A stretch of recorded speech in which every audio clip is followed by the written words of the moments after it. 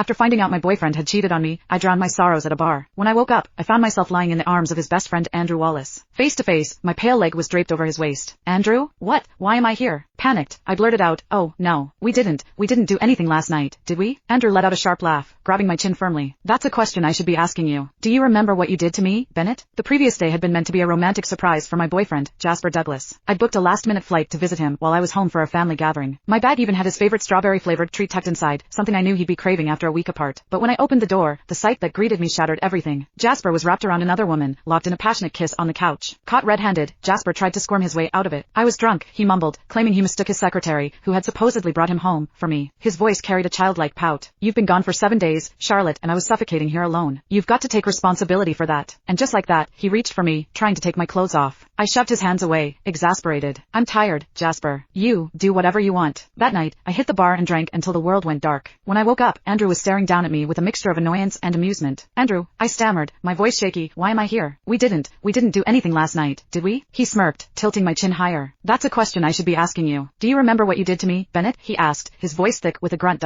I rubbed my throbbing head, desperate to piece together the fragments of last night. But it was blank. I failed to remember a thing. You've got some nerve, Andrew said, his lips quirking into a half smile. Going out alone at night to drink like that. If I hadn't bumped into you, those guys would have probably dragged you off somewhere, Andrew said with a smirk, shaking his head. The words hit me like a bucket of cold water, and a chill ran down my spine. This is what you did. Andrew leaned back, pulling off his robe in one swift motion. You kicked and bit me like I'm some sort of chew toy. What else did you think you were doing? Andrew continued, untying his robe with a frown, revealing more than I was prepared for. His bare chest, arms and neck were dotted with dark purple marks. My bite marks. I stared in utter horror as the realization sank in. Oh, God. I must have been so drunk I mistook him for that cheating bastard, Jasper. With nothing more to say, Andrew headed to the kitchen to make some soup. Meanwhile, I sat there, stewing in shame and anger. When the soup was ready, I couldn't bring myself to take a single sip. Instead, I stirred the spoon aimlessly, my frustration boiling over until tears started streaming down my face. Andrew shook his head. You look ridiculous and a little pathetic, to be honest, he said, trying to mock me. He wasn't wrong. I was pathetic, ridiculous. I'd been with Jasper since I was 19, dedicating 8 years of my life to him. The first fall latte, the first winter ravioli, I was always the one lovingly handing them to him. After college, Jasper insisted I stay home instead of working. I'll take care of you, he'd said, wanting me to be the perfect homemaker. While my classmates climbed the career ladder, transforming into accomplished professionals, I became nothing more than a glorified housekeeper. I cooked, cleaned and even taught myself Thai massage to ease Jasper's neck pain. His friends teased me, saying I was spoiling him rotten. You're turning him into a man-child, they laughed. But I didn't care. I loved him too much to see the red flags.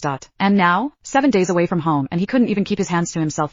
Andrew handed me a tissue, breaking my spiral of thoughts. You almost had them in the entire bowl. Or is that what you preferred, tears-flavored soup? He pushed the bowl closer. Eat up. I'll have Jasper come pick you up when you're done. I slammed the spoon down and stood abruptly. Stay out of my business, Wallace. Who asked for your help anyway? Grabbing my bag, I stormed out of his apartment, leaving the untouched soup behind.